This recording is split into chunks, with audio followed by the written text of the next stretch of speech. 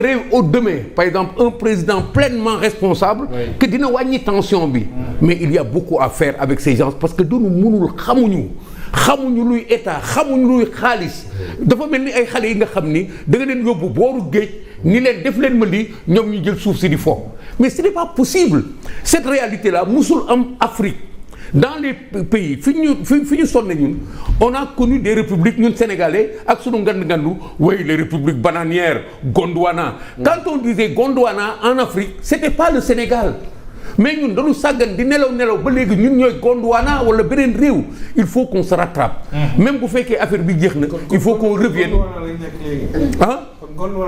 gën nañu sori Gondwana parce que boo ko xoolee par rapport à notre manière de nous comporter xaw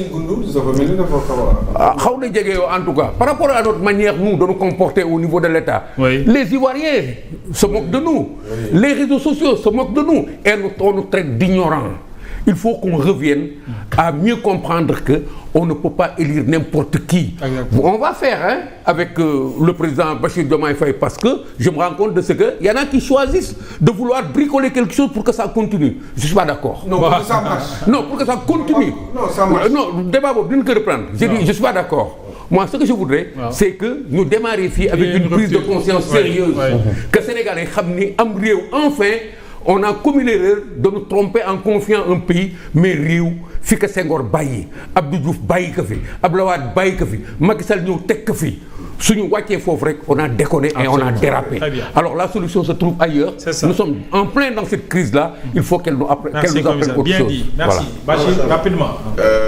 Ben ñu jàllale yóbbante ay. ñu ngi nuyu Cheikh Pedra il est en train de nous suivre. Cheikh bi ñu ngi Cheikh Matar Diouf ñu ngi koy nuyu bu baax a baax.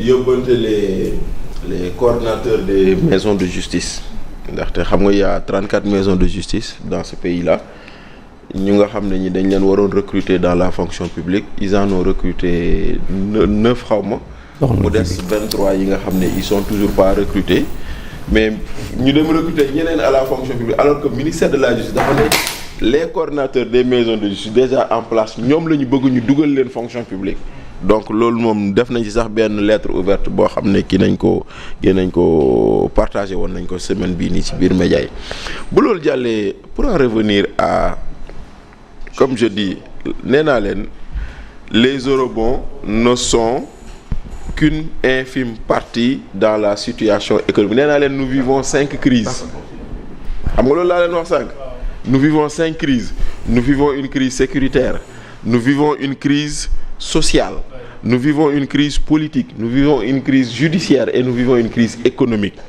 Les eurobonds sont une partie. La chute des obligations, c'est une partie de la crise économique. Te xam nga lu la koy woon Mohamed tey jii nii on a fait le classement des économies des pays à plus fort les croissances les plus fortes sur l'Afrique. Xam nga ñan ñoo ñu raw ñun Sénégal.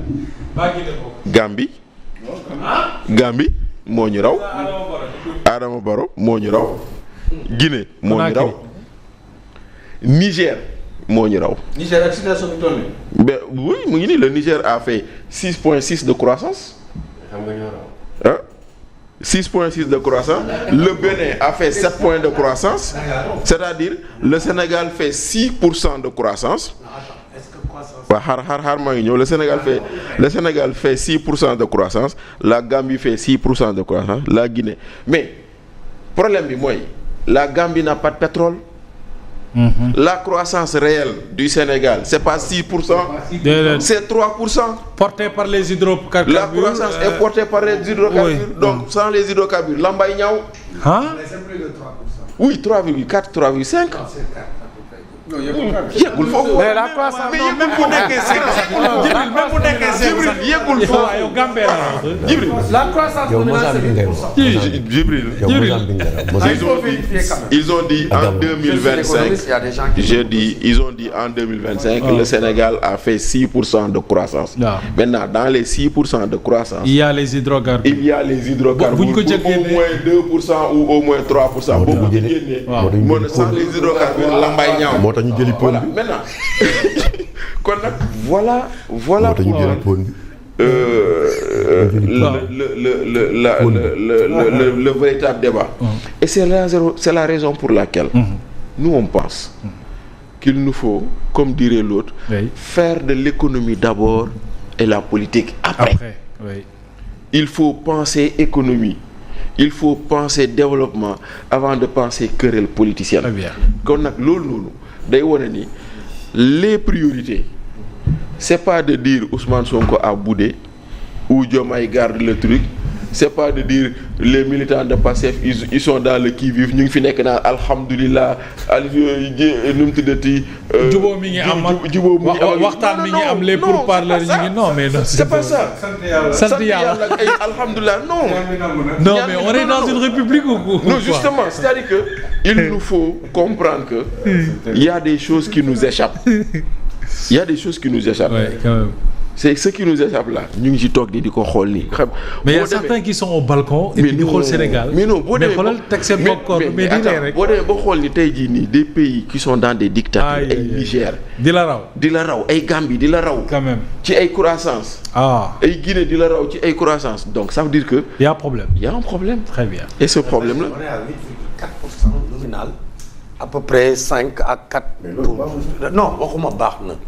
Mais on donne les bons chiffres quand même. Même 5. C'est pas 6%. Non, même 5. Le Sénégal dépasse quand même 6%. Oui, Djibril, même 5. C'est lié même aux hydrocarbures.